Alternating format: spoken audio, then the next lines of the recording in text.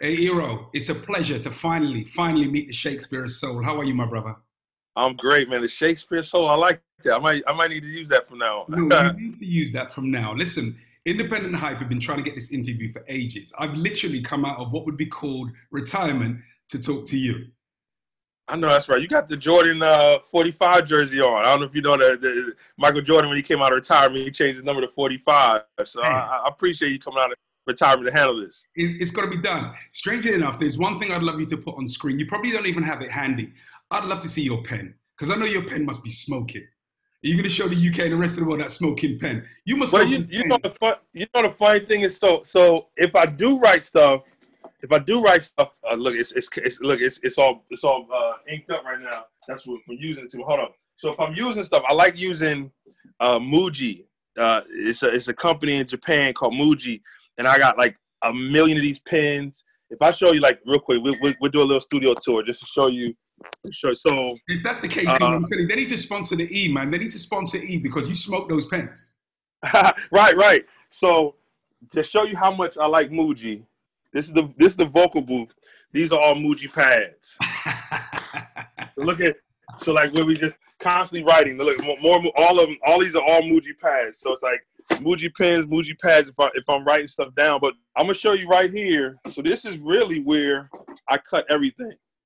Right here at this Fender Rose keyboard, and this is my microphone. And pretty much, man, to be honest with you, for the last 5 albums, I really haven't written anything down, man. I sit here and I kind of just think about what I'm writing, and then I just become who I'm writing, and it just kind of flows from there, man. So I really haven't written anything down for like the last 5 albums. Crazy. Yeah. I've got so many things bunched up that I want to get out, right? I'm a huge fan of the Roberson. And the independent hype team has said, listen, we know you're the perfect man to talk to Roberson about his creative works, right? So I know you're a happily married man with 3 boys, is that right? Yes, sir. Now, understand this, E, from my perspective as a fan, as a listener, as a DJ. Now, we were talking about Mary J. Blige being in a zone. She's hurt. Things are bad for her to pull out a great album. But for a man like you who's happily married, 3 happy boys, you tour the world, you're making great music, your pen is a beast. How do you Yeah. get in these scenarios? How do you put yourselves in these scenarios when your world is great to write some of the content that you write?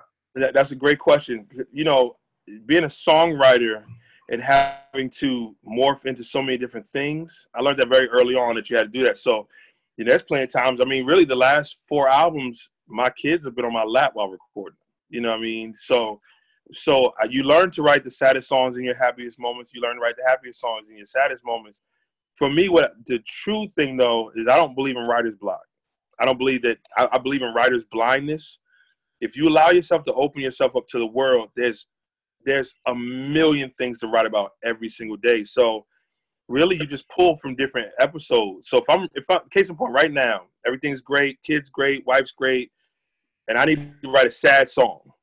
I still pull from third grade, my third grade crush. I'll pull from my heartbreak in my sophomore year of college. I will pull from those moments, and because I remember them, I'll go right back to that spot. But at the same time, if I'm at a traffic light and a couple's crossing the street and they're arguing, I'm gonna take a minute to observe them and kind of say, what's their story? Because I could write about that. I could write about that couple passing by, or if I meet old gentleman at a bus stop, wise old gentleman at a bus stop, and he says something real wise.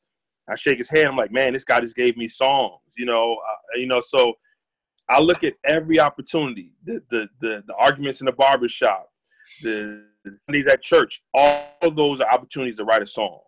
So for me, it's about we know how to write a song. We worked on that for years. Now just finding that moment that makes you go, oh my God, that feeling. And we just try to capture that with the song. Now, make no mistake, when it comes to music, I have thousands, literally over tens of thousands of records, vinyl CDs, I've heard it all. There hasn't been an artist that I would specifically say, okay, that's my dude, or that's my girl. Steve Harvey would ride Earth, Wind and Fire. Others would ride Luther Vandross, and I have done, right? I'm a grown man. We're very similar in age. We're similar in age. And I listen sometimes, and I say, well, first off, Mr. Nice Guy.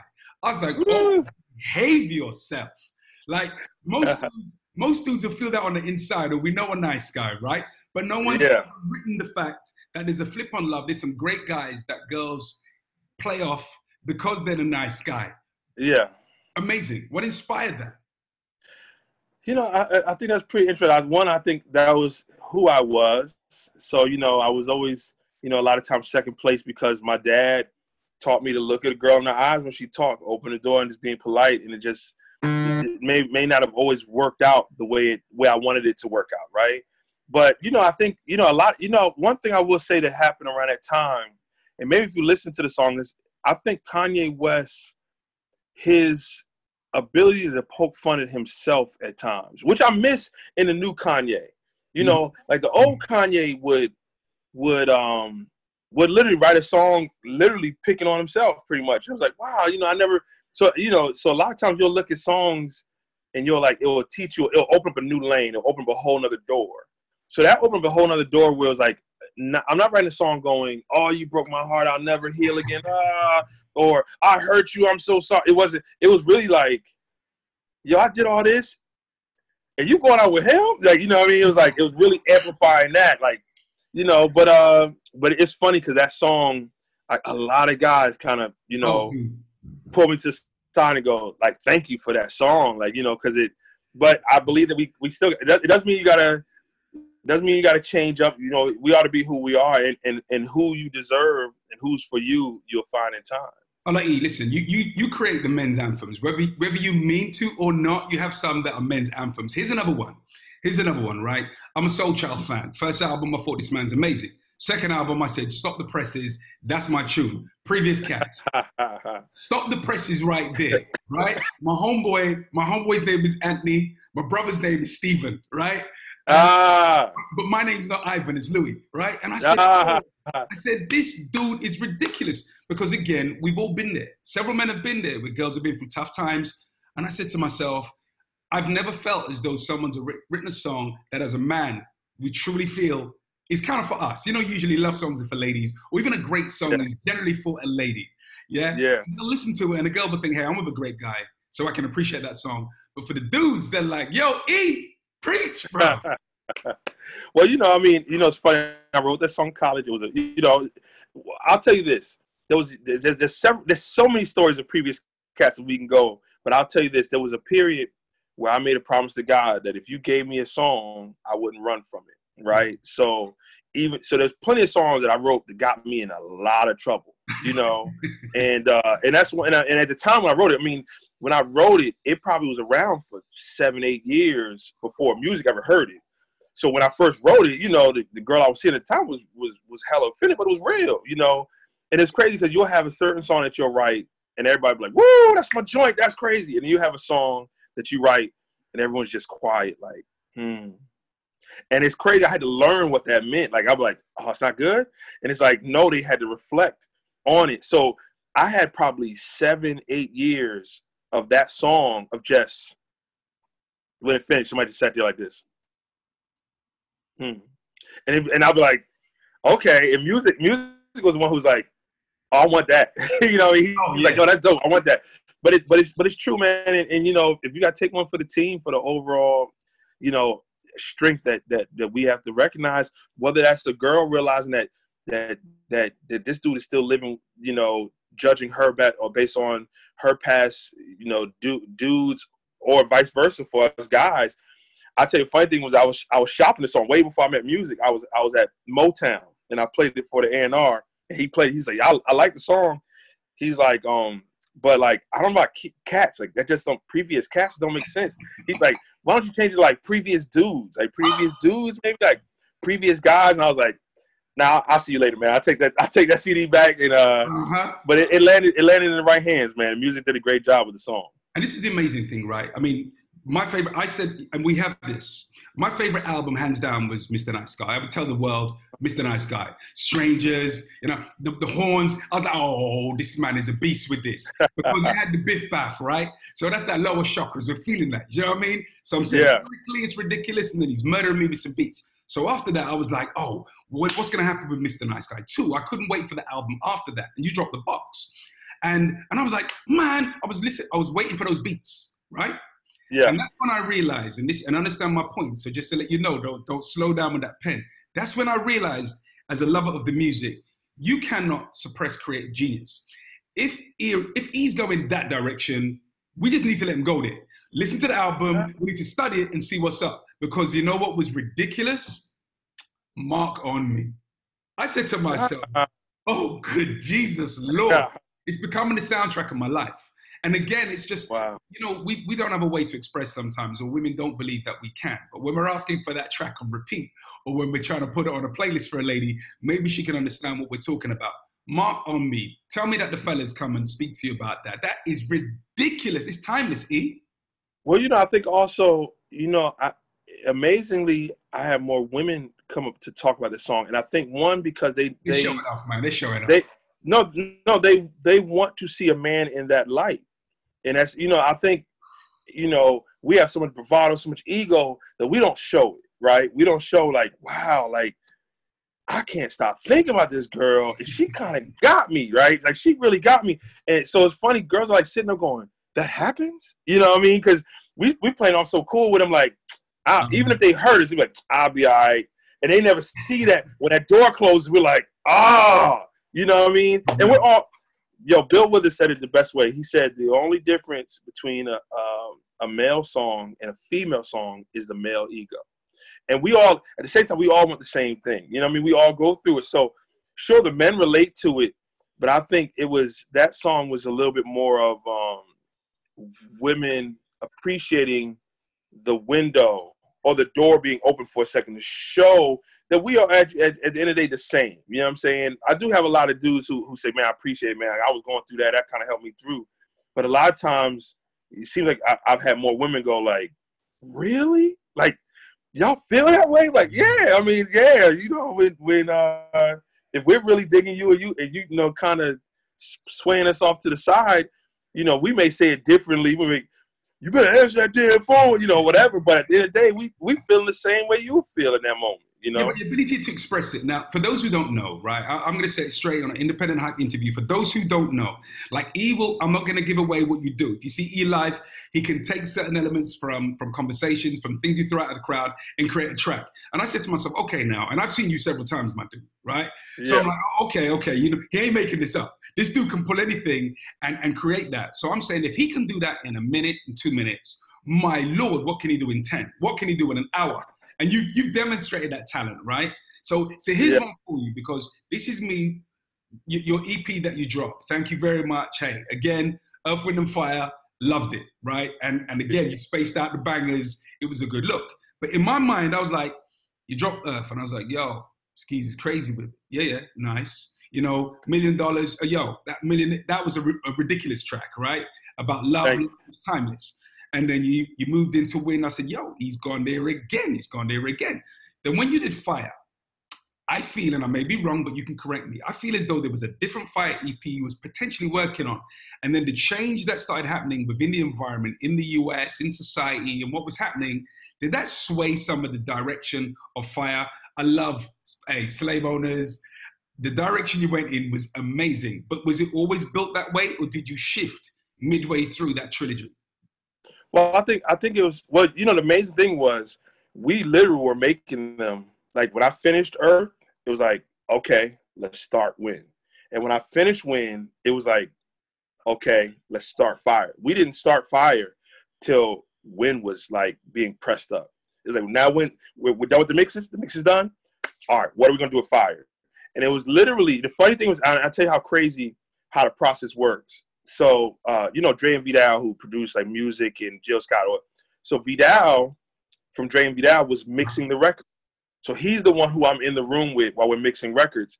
He's mixing the Win album, which is why he was the producer who started the Fire album. So while he's mixing, he's like, yo, let me let you hear something. I was like, what is that? So that ain't enough to keep us down. We got to keep on till we get it. And Slave Owners was the first 2 songs I wrote for Fire.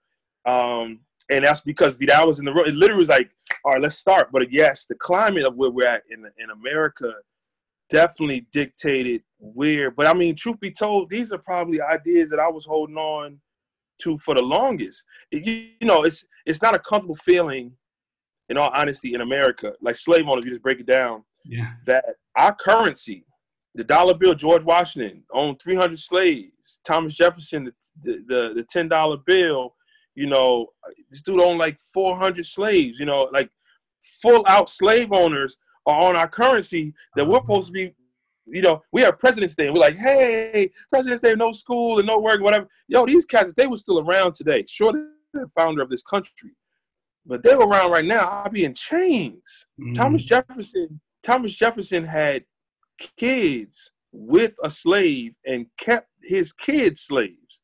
And that's like, we got statues and, you know what I mean? So it's like, as an African-American, there's a certain level of things that we have to accept growing up because it just kind of is what it is. But we still allowed to speak about it. So that was really, fire was like my first opportunity to really tackle a lot of these feelings and thoughts that I had. And then it was crazy. So like the next one, More Than Stars, where I'm writing about like the minstrel shows. I mean, I went really, really dark first, and I did Tamir, and it was like, wow. So then next came the little show Love, and I kind of brightened it up at the end once I kind of looking like, I don't know if I'm getting too militant. In hindsight, I think I was fine going militant and just going. I could have went even darker, but I was happy like putting "Leave the Door Open," which was the last song I recorded on the album and stuff. But honestly, we didn't start working on it till that moment. And I looked at the climate of the world. I looked at all the feelings that I've always held on to, the conversation we had in barbershops and in schools and stuff. And I just picked the pen up and started writing, man. And that's what came out. I stand by it, right? Officially, you hear from me, right? The Shakespeare soul, hands down.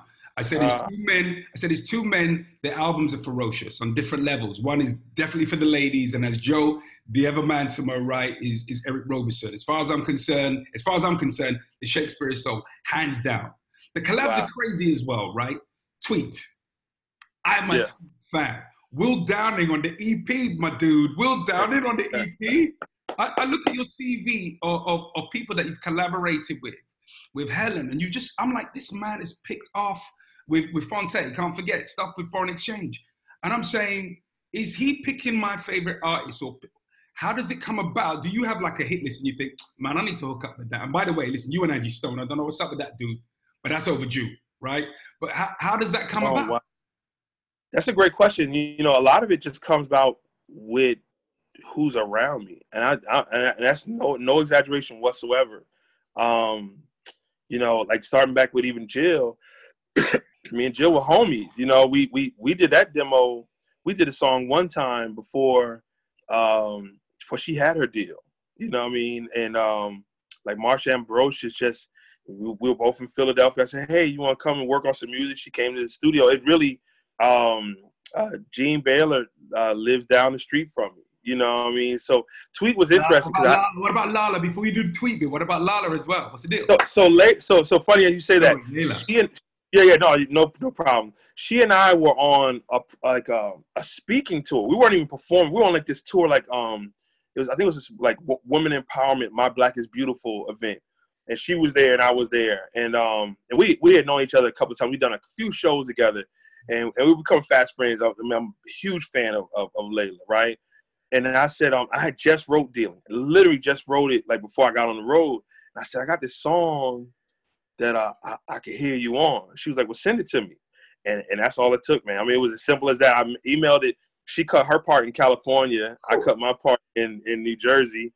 And the magic was there, you know. And I mean, but you know, the crazy thing is that I'm very fortunate. Like, when you look at Will Downing, when you look at a lot of these names, even Tweet, I'm fans of these people on the outside looking in, and I'm just honored that you know, follow my instinct and put out music independently would allow me the opportunity to work with my heroes. Layla is one of my heroes. Will is one of my heroes. Yeah. And so it's been an honor, man. Even the people I've written for, I've never written for a person I wasn't a fan of. You know, it's never been a job. It's been like, oh, I can get on that person's album. I was a fan of Dwelle when he had Rise, his independent album. Then he got signed to Jive. I was like, let me get in. I'm ready. You know what I mean? Because I knew who he was. So it's been an honor, man. So, you know, the beautiful thing is also, man, watching people's dreams come true, man. Like I remember Jill. I remember music. I remember Vivian Green walking in the studio for the first time. And to to be a part or just to witness their dreams come true, them go on to sell millions of records and tour the world and be able to do what they love for a living. I mean, there's no greater feeling. Hey, listen, I want to come onto the Soul Cruise as well. Am I missing out on an experience? Dude, Yes. I see snippets on Insta, man. I know you're killing that. I need to get on that cruise. So I'm one. You locked in for like 5 days. How does it go? What's the deal? It's 7 days, Sunday to Sunday, Yeah. and it's about 4 to 5 concerts a night, and it's something going on at the same time. It is just absolutely amazing. So the cruise I do is called the Capital Jazz Cruise. I'm one of the main hosts. Yeah. And yeah, I mean 7 days of just a boat full of music lovers, curated the best way you want. And the beautiful thing of it is, let's say like if Lettucey is performing. Uh-huh. So Lettucey's performing, but she's also walking around all week. She's sitting out having lunch with everybody. We all eating breakfast. It's just one big community of music lovers. And it's a real fly thing, man. It sells out fast, but if you can, the next one is in January 2019. It's called the Capital Jazz Cruise. Capital Jazz Super Cruise. I've been watching that. Yeah. It's crazy. I've been watching your snippets. I've been keeping an eye on that for the last 2 years, right? Yeah, it's crazy. In the Caribbean for that time, so I'm going to flip it to make sure I'm on the cruise. No doubt. Yeah, come on, man. You got to do it because there's parties, DJs doing parties. We have jam sessions going on it late at night, and it's constant. I mean, it's from the time you wake up to the time you go to bed. There's just there's always something to do. Whether it's go out have a yoga class, go out and do this. I mean, it is just completely bonkers. But once you do it, you're like, you're hooked. I'm gonna do it every year. I can see. Listen, I'll be a repeat offender. I like the sound of that. Now, here's a selfish question. This is totally selfish for the world. This question for me, right? I saw you on Instagram. You had your son, your youngest son. What's his name? He's a baby. Gorgeous. Max. He takes after his mom, huh? Yeah, indeed. Literally, he was sat on your lap. And the track has something about DJ play another slow song, right? And I was like, you could hear the foundation of that track. And I said, this goddamn man has done it again. I was like, E, please, I know obviously you were on a journey with the EP. Please tell me at some stage in this life, we will see that rise from the ashes and become a track. Yes, you will. Now, what I'll tell you what's so interesting is, so with Earth, Wind & Fire, we did a thing called the process. And what the process was we had people sign on to watch us make the albums. Yeah. And so usually what I usually do is I'll record double the amount of songs. So if an album had 15 songs on it, I probably did 30 songs and cut it down to the 15. So what happened was on Win is 6 songs and 2 EPs, I think, right? We recorded 17 songs for Win. And what I did was I had the process people pick what songs were going to make the album. I completely removed myself from the equation. And it was a crazy battle. They were arguing and fighting. So what I will say is this, in about a month from now, a month and a half, we're opening up the process again. Anyone who wants to join in, we'll open up the process. And it's gonna be crazy. It's gonna be absolutely amazing. With that though, they picked, and sadly, the song you're talking about, Slow Jam, didn't make the album. But what I would say is this: so with the process, every song I record, everything I do that day, you get a copy of it once I finish. Whether it's just a small idea I did on the Fender Rose, or whether it's a full out production, you get it. And then, okay, I added bass to this one, you get it. I just changed the hook, you get it. So you see the process of a song from start to finish. And so they still have the song. The world doesn't have the song yet. But I think you'll be getting it soon. I mean, I love that song. I think it's gonna find a home. Oh, it was crazy. Now here's one for you, right? Because you know your pen is a beast. Yeah, end of. Okay, I spent most of this kind of praising the creative process, just praising the quality music that you've given to the world. Now, do you, please tell me that you do a little of this? Do you go onto YouTube and ever hit your songs and read some of the comments that people give you? Because not everyone follows you on Instagram, not everyone's on the Twitter feed. Do you ever go on YouTube and pick a track like Strangers or Try Love and just kind of read through and see what people say, and every now and again do a little comment if they're on your channel, or do you just not even get a chance to check it out? If I do it, it's like yearly. It's not continuous. Not as much as I probably would want to. But every once in a while, you'll probably catch me every once in a while, but it's probably like my kids were like watching YouTube and watching the video. Truth be told, I'm always creating that I very rarely go back and listen to like older stuff. Like, you know, and in case in point, we'll do a show and somebody yells out a certain song. I may not remember how the song goes. I wrote it and won't even remember because I'm always writing something else new. And it's, I know plenty of my songs, but there's always, you know, but every once in a while I'll catch a comment and somebody else say something. And I go, oh man, I really appreciate that. And that's really how the whole thing started, man.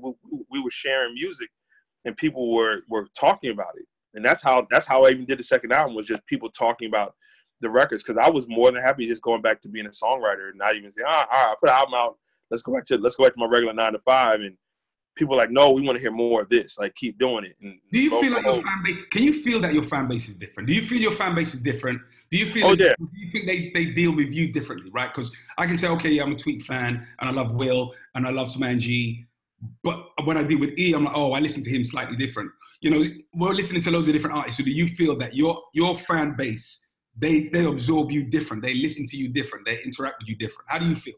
Yeah, and no disrespect to any other artists, but I feel the one main thing, I think we earned our fan base. We earned it. Like, we started from scratch. We started from, 15 people in front of us and shaking hands and going, y'all appreciate that, signing their CD, giving them hugs, taking pictures, remembering when we come back to that town again, we remember them. We had the same conversations, and they might have to jog our memory. And next thing, they brought a person. They brought a person. Next thing, that new person brought a person. And it was a. I'm where I'm at because of the fans. Because you guys invested. I didn't have the radio budgets. I didn't have the TV budgets or nothing like that. I got to where I'm at because you felt it and you shared it. You as a DJ, without anybody sliding any money in your pocket, was like, yo, this is dope. I'm playing it. And that's what amplified who I am. So it's been a partnership from day one. I mean, real talk, when we make up a song from the stage, like we take words from the crowd, we make a song up, that really is to show that this is a partnership. Yeah. Because the better your word that you give or the better your phrase, the better the song's going to be.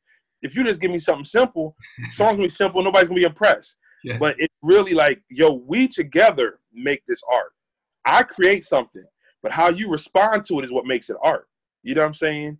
And I think I understood that very early on, and I feel like my fan base has always from the start realized like that they own a part of this. Like we're all together in building this up. You know what I mean? And I just try to show how appreciative I am because I honestly I don't think I'm supposed to be here, man. You know what I mean? I'm glad I'm able to do what I do, make a living with what I love. You're doing 2 shows. I'm going to both. I don't beg anybody, any promoter for anything. I earn good money. I spend my money anytime E comes to town, I'm going. I got a homeboy from London. He was in the A. And I said, yo, you want ATL? Go Roberson. He goes, who's he? I said, go Roberson. And he went. He's like, oh, goodness. He'll be there when you tour Europe. So make no mistake. Fans will do that. I'm like, wherever he is, he's on a ship, just go see him. What? Just see it. Just go see him. Yeah, because, man. You know, the amazing thing is, I think you can see a lot about your personality. You can tell the person you are. You can smell the intelligence in the pen when you're writing. You can see your love for family, your love for situations, your appreciation and honesty of love. Sometimes people they don't appear that transparent. And I think that transparency is what resonates with a lot of the fans and why they connect with E. I felt my biggest rewards came after I ran into brick walls and after I I let go of all the other stuff. You know, I remember doing a bad show. This is going back years. And I remember, I did a show and my boy was dating this girl who's a stylist. And she brought this like crazy $1,000 leather jacket and his hat and all this. And she put me all this stuff up. And I mean, I don't think that was the reason why that was part of it. But it was like, I got up there and everything was just pushed. We were trying to do something. I just wasn't myself. And it was funny when I walked off stage, like my girlfriend at the time, my friends at the time, like everybody was like kind of agreeing it was not a good show. It was like, man, it just wasn't a good show. And it was like, never again, man. From this point on, you're going to see who I am. Like if I fail, I'm going to fail as me. You know what I'm saying? So, it's never been a thing to hide that I got a wife, to hide I got kids. And at the same time, if I have a bad day, I'm going to write about it. If I have a good day, I'm going to write about it. You know what I mean? Like, that's the best way to reward myself. And I think early on, like even having like early success with the Moon and stuff back in the 90s, it taught me kind of that if I was to ever find a wife who would really understand me, she had to understand me away from, you know, the pen, away from the music, but at the same time, I understand this is the livelihood. This is what I what I do. You know what I mean? So I had to kind of shed away the cape, the superhero aspect of it, and say like, yo, this is me. I got just as many flaws as anybody else. If you can see that, we can rock. And I think the fan base has done that too. You know what I'm saying? The fan base has been able to allow me to grow with them. Do they fight differently across continents? I mean, do you get a different energy in Europe, different energy in the US, different energy in Africa? Yeah. What's the difference in terms of how they take you in?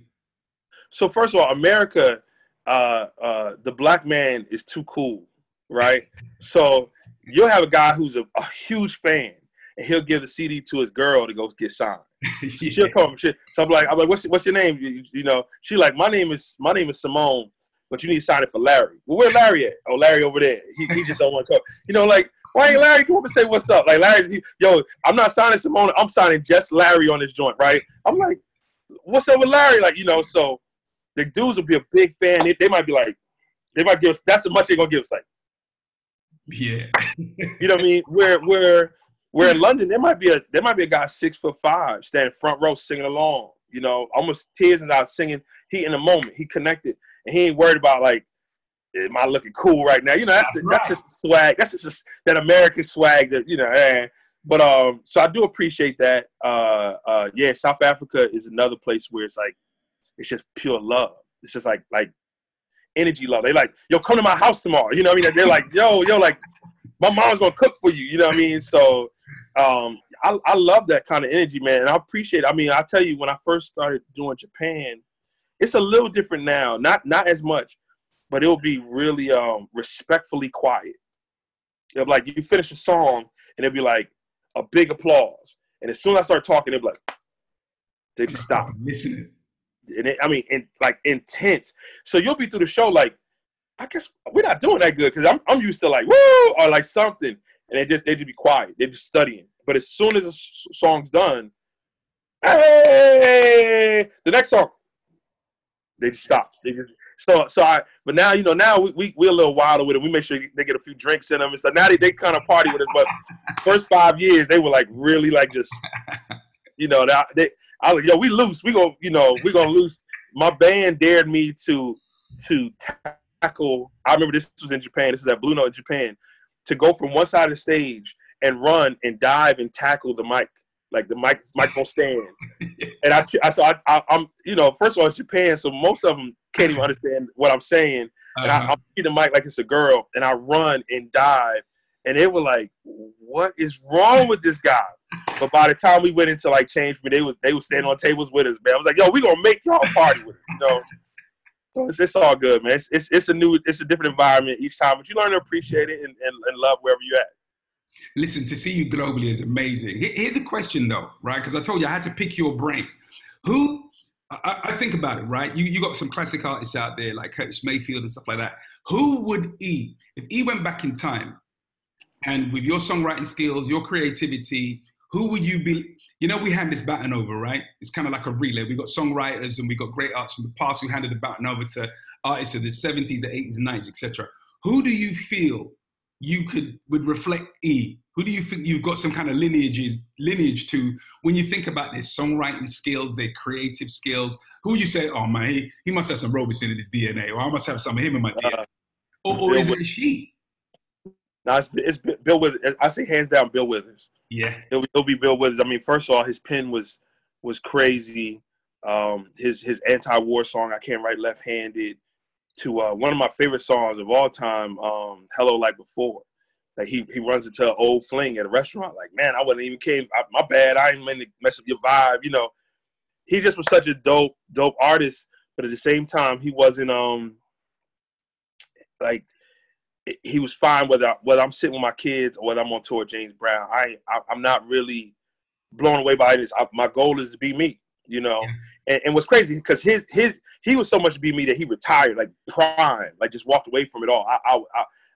That part I can't relate to because it's too much in me. You know what I mean? Unless you tell me that Bill Withers retired and he kept doing music in his own private area, which to me would have been still dope. But when I listen to his music and I hear his story, he's the artist that I most relate to. I would love to be like Q-Tip in a Tribe Called Quest. I would love to be like Stevie Wonder. I admire what their work is tremendously, but I never related to who they were. Whereas when I Bill Withers, I loved his music, but then when I saw the person and saw who he was, I was like, man, that's me. You know what I mean? That's me. Like and more me when I first started doing music independently. It was like if it sells, it sells. I'm not tripping. My goal is just to make it. You know what I mean? That's how he was. He was like, and it just happened that he was one of the biggest artists, of that time. We're in an amazing time now because, sometimes I clock interviews and people say, oh, independent artists, how does it feel to be independent? And I feel as though independence with some people is kind of forced on them and they're having to deal with the environment. And I feel as though when I look at yourself, when I look at Roberson, I'm thinking he couldn't operate any other way. He is a creative genius. You got to let him fly that way. There are creatives, and that's the word. Sometimes we mistake musicians with creatives, and I just say, like, damn, look, dude's a creative. He's letting them do what they do, and no one should ever put shackles on them. He wouldn't ask for the great 90s. He wouldn't ask for a time when the A&R were controlled and promotional teams were controlled. I always feel as though you are perfect for the time. You are perfect for where we are now, and it couldn't have been any other way, even if the opportunity was presented. And every person, you're absolutely right. Every person has to find out what is their understanding of who they are and what their happiness is.